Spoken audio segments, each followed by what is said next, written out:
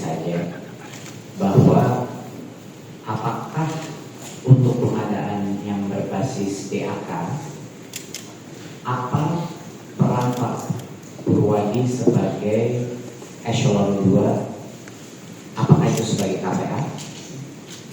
Bukan. Bukan. Apakah Dirjen sebagai KPA? Bukan. Apakah Menteri sebagai PA? Bukan. Bukan ya Pak? Bukan. Jadi apakah Bapak tahu satu-satunya dokumentasi yang ada tanda tangan saya, yang ada lampirannya menyebut Chrome, itu adalah Permendikbud DAK nomor 5 tahun 2021. Bapak mengetahui? Iya. Mengetahui.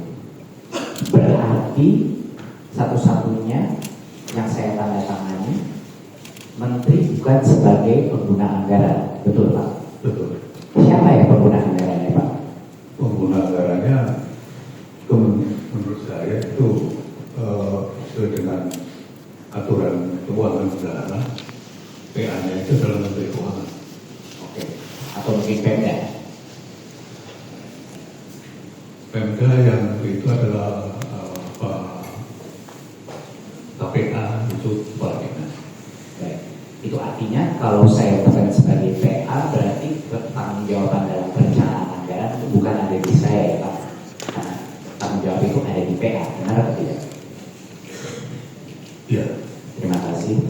Pertanyaan kedua saya adalah mengenai, saya ingin mengecek apakah Bapak mengerti bahwa apa perbedaannya operating system dan merek atau produk laptop tertentu. Bapak mengerti operating system itu apa? Setahu saya bahwa operating system itu yang sistem yang digunakan dalam laptop itu berbasis pada sistem apa? Setahu saya seperti itu. Bapak bisa kasih contoh operating system apa saja? Ya, Windows, Linux, Chrome kan? Ya, Windows, Linux, Chrome, itu semua. Berarti operating systemnya itu bisa digunakan berbagai merek dan produk laptop, benar ya Pak? Kalau misalnya Windows bisa berbagai produk dan merek laptop, benar atau tidak? Berbagai merek bisa, mestinya seperti itu. Nah, kalau misalnya operating system itu juga sama ya Pak, bisa digunakan berbagai merek seperti Acer, Lenovo, dan lain-lain, benar? Ya, mestinya begitu.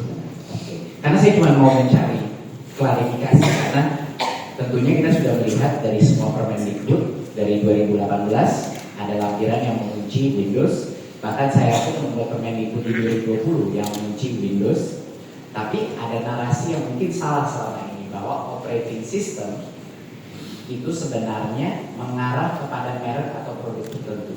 Berarti operating system tidak mengarah kepada merek atau produk tertentu ya Pak? Mestinya tidak seperti itu. Ya.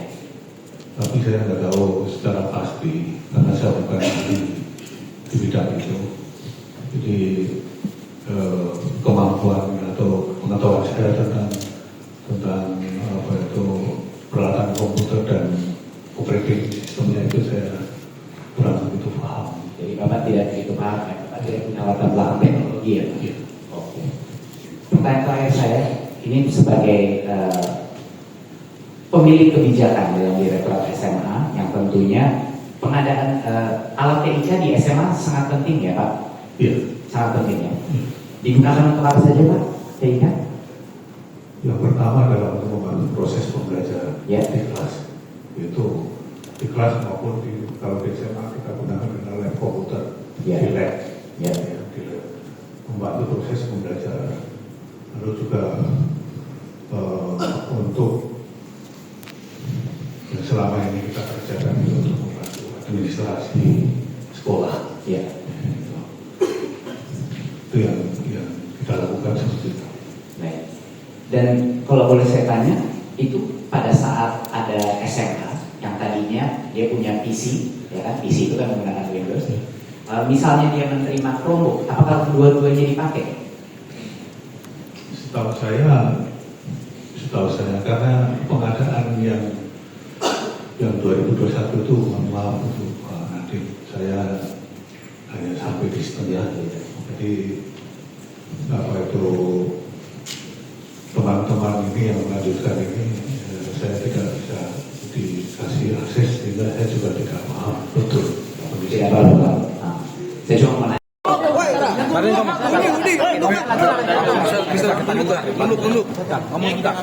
Saya hanya ingin mengucapkan terima kasih bahwa kesaksian hari ini telah membuktikan suatu mispersepsi bahwa operating system itu tidak mengarah kepada produk atau merek tertentu. Windows ada banyak merek, banyak produk. Chrome juga banyak merek, banyak produk. Ini adalah mispersepsi. Dan alhamdulillah juga disebut semua saksi bahwa ya, baik. Maaf, sakit ini. Tangannya sakit di sana gitu. Mohon maaf, saya belum diperbolehkan bicara nanti. Ada.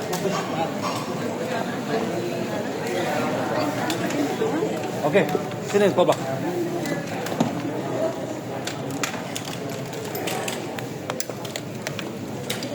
Ya. HP-nya tinggi banget. Ya. Coy. Oke, udah siap semua? Belum, Pak. Benar.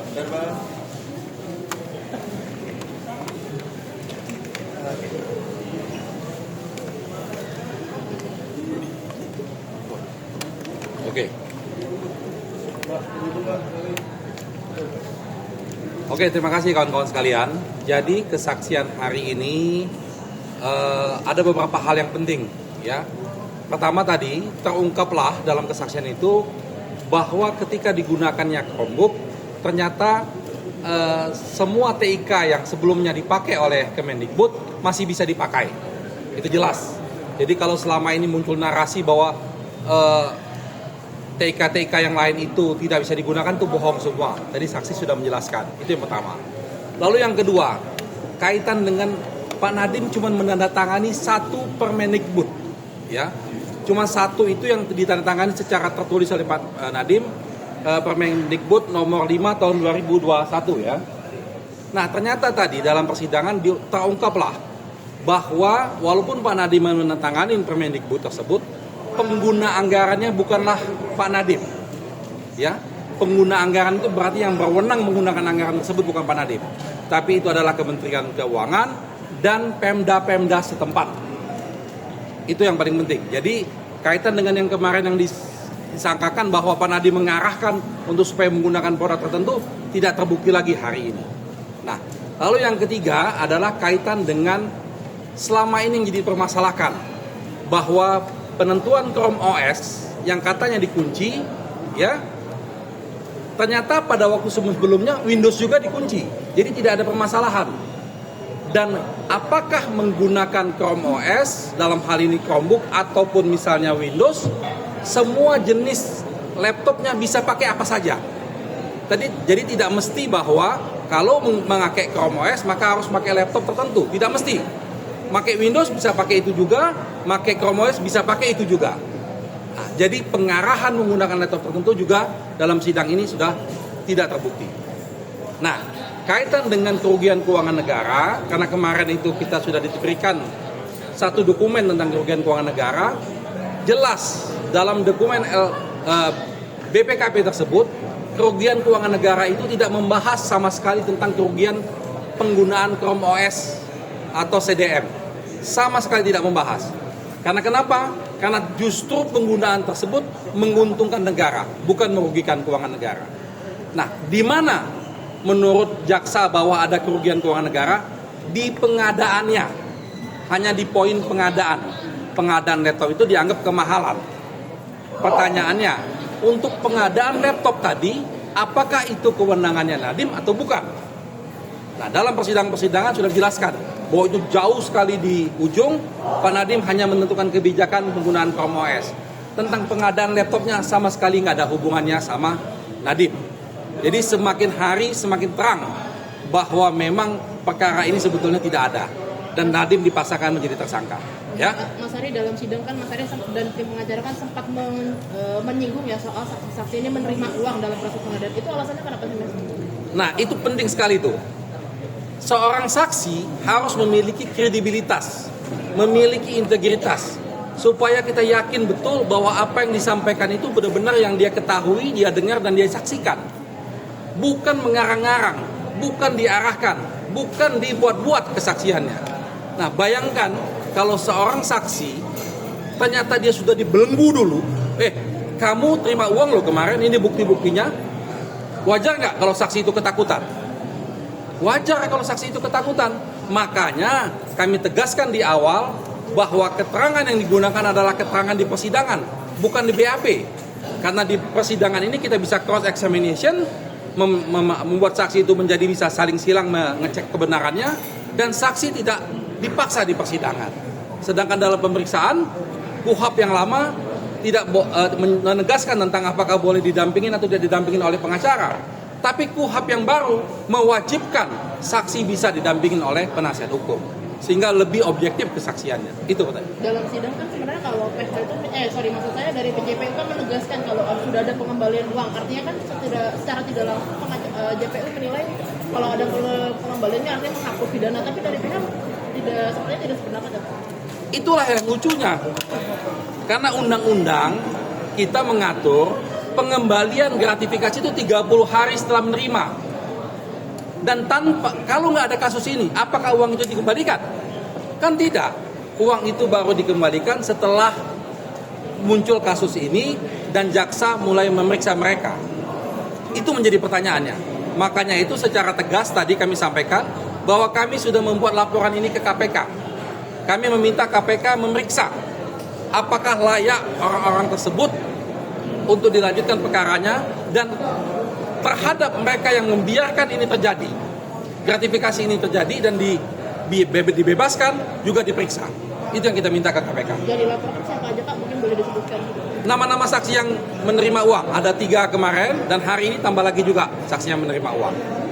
Oke, makasih ya. Download Tribun X sekarang, menghadirkan lokal menjadi Indonesia.